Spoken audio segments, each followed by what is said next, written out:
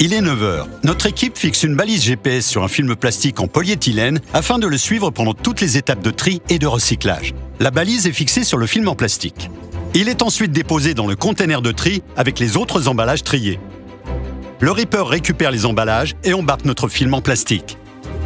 Il poursuit sa tournée.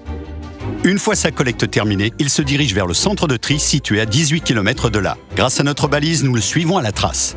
Le camion arrive dans le centre de tri. Les emballages collectés sont pesés, puis déchargés. Les films en plastique vont être récupérés grâce à un procédé automatisé qui utilise d'abord le tri mécanique pour les séparer des autres emballages, puis des nouvelles machines de tri optique qui peuvent capter les films en plastique recyclables. Ils sont ensuite regroupés entre eux pour être compactés, puis rassemblés en balles. L'étape de tri est terminée. Direction l'usine de recyclage des films plastiques. Ici, les films en plastique vont être transformés en matière première. Les balles sont déchargées sur un tapis vers une trémie de déchiquetage où les films en plastique sont broyés en morceaux d'une demi-feuille A4. Ils passent sous un gros aimant, l'overband, pour enlever les résidus métalliques. Puis, les copeaux de plastique sont ensuite répartis sur un grand tapis.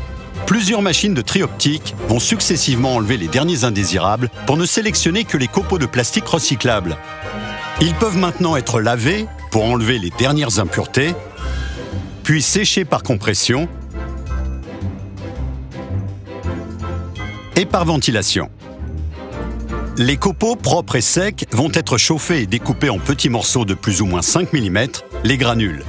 Elles sont déversées dans de grands sacs de stockage appelés big bags qui sont pesés, étiquetés et stockés. L'étape de recyclage est terminée. Direction l'usine de transformation.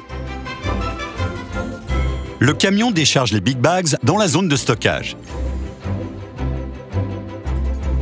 Les granules en plastique sont déversées dans des cuves et envoyées par tuyaux vers les machines à extrusion où elles seront chauffées afin d'obtenir une sorte de grande toile en plastique qui peut atteindre jusqu'à 30 mètres de haut. Enroulée en bobine de 20 km, elle sera traitée sur une chaîne mécanique afin de fabriquer de nouveaux produits, comme ici des sacs poubelles. D'autres films en plastique recyclés pourront aussi servir à fabriquer des bâches agricoles ou refaire des films de conditionnement.